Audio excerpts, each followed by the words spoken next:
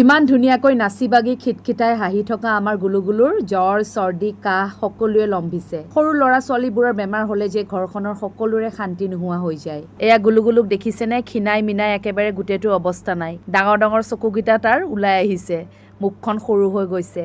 আজি কেইবাদিনো হ'ল তাৰ জ্বৰ হৈ থকা কিন্তু আগৰে মেডিচিনছ আছিলে ডক্টৰে দিয়া তাকে আৰু খুৱাই আছিলোঁ কিন্তু এতিয়ালৈকেতো ভালেই পোৱা নাই জ্বৰটো বাৰু কমিলে কিন্তু কাহটো আৰু চৰ্দিটো আছেই সেইকাৰণে আজি এখন ব্যক্তিগত চিকিৎসালয়ত লৈ আহিছোঁ আহিয়ে দেখিছেনে এয়া ল'ৰাৰ উৎপাত সি মানে প্লেগ্ৰাউণ্ডখনত যায় আজিকালি হস্পিটেলবোৰতো এইবোৰ থৈ দিয়ে ন আমাৰ দিনত যে এইবোৰ একোৱে নাছিলে আজিকালি প্ৰায় সকলোতে এনেকুৱা প্লে জন এটা থাকেই ভাল লাগে আৰু বাচ্চাবোৰক ইমান সুবিধা কৰি দিয়ে মাকবোৰৰ কাৰণে অকমান ইজি হৈ যায় আহি পায়ে এয়া দেখিছেনে ল'ৰা কোনে ক'ব আমাৰ গুলুগুলুৰ যে বেমাৰ হৈ আছে একদম চেয়াৰখনত বহি খিটখিটাই হাঁহি আছে আৰু ইফালে ইফালে ঘূৰি ফুৰিছে চেণ্ডেল টেণ্ডেল দলিয়াই ক'তবাত হ'লে চেণ্ডেল তাৰো ঠিক নাই একেবাৰে শান্তি নোহোৱা হৈ যায় মানে তাৰ কৰিবলৈ আহিলে গোটেই একদম পিটপিটাই ঘূৰি ফুৰে এবাৰ মোৰ ওচৰলৈ আহিছে তাৰপিছত এইটো এটা আৰু এটা পোৱালি এটা আছিলে সি মোবাইল চাই হাঁহি আছে গুলুগুলে তাৰ ফালে চাই আৰু ঢেকঢেককে হাঁহি আছে দুয়োটাই মিলি জানো মোবাইলটোলৈ চাই কি বুজি পাইছে সিহঁত দুয়োটাইহে জানে আৰু দেখিছে নাই তাৰ উৎপাতবিলাক চিনিও নাপায় জানিও নাপায় ৰাতিপুৱা এপইণ্টমেণ্ট লোৱা হৈছিলে ডক্টৰে চালে চোৱাৰ পাছত ক'লে যে কফ বহুত বেয়াকৈ বহি গৈছে চ' নেবুলাইজ কৰাব লাগিব চ' আৰু নেবুলাইজৰ কাৰণে কিবা মাছ টাছ ক'বাৰ কিবা কিবি কিনিলোঁ কিনি মেলি এয়া আৰু গুলুগুলুক দেখিছেনে মাছখন সি লগাবই নিদিয়ে ক'তনো লগাব দিব ন পোৱালি মানুহ এইবোৰ আৰু কিবা জানে নেকি এইবিলাক কৰিলে নিবিষায় মই কিবা বিষোৱা বুলি ভাবিছিলোঁ কিন্তু নিবিষায় কিবা ভাপ এটাহে দিয়ে মানে সি ভয়তে বহুত চিঞৰি কান্দিলে আৰু যিটো জোৰ লগা একদম মাছ চাছ ক'বাত দলিয়াই পেলাইছে দুবাৰমান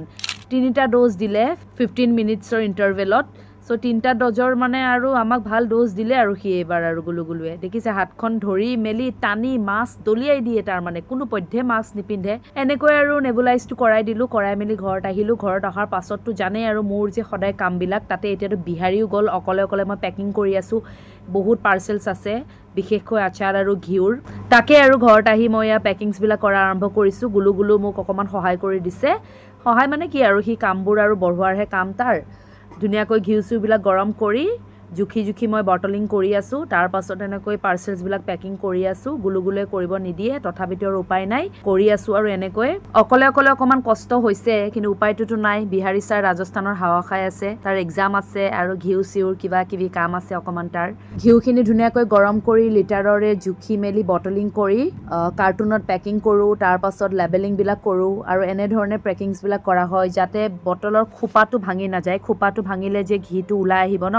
আৰু ঘিউটো এনেও বহুত এক্সপেঞ্চিভ হয় 250 ml bottle plus half litre bottle আৰু 1 লিটাৰৰ বটল পোৱা যায় ঘিৰ 100 ml বা তাতকৈ সৰুৰ পোৱা নাযায় কাৰণ আমাৰ অকণমান কষ্টিংটো নিমিলে তাৰমানে বটলো নাপায় আৰু পেকেজিঙতো বহুত বেছি খৰচা হৈ যায় সেইকাৰণে আৰু এনেকৈ আৰু লাগি আছোঁ আৰু বহুতে কমেণ্ট কৰি থাকে ঘিউটো কেনেকৈ পাম বা আচাৰবোৰ কেনেকৈ পাম মই আগতে কৈছোঁ মোৰ প্ৰায় প্ৰতিটো পোষ্টতে আমাৰ হোৱাটছআপ নাম্বাৰটো দিয়া আছে আপোনালোকে কাইণ্ডলি তাত যোগাযোগ কৰিব মেছেঞ্জাৰত মেছেজ কৰিলে মোৰ চোৱা নহয় কাৰণ ইমানবোৰ মেছেজ আপোনালোকেও জানে সম্ভৱ হৈ নপৰেগে তাৰমানে বাৰু যিয়ে নহওক ভিডিঅ'টো শেষলৈকে চালে তাৰ বাবে বহুত ধন্যবাদ লগ পাম নেক্সট ভিডিঅ'ত সকলো ভালে থাকক কুশলে থাকক বাই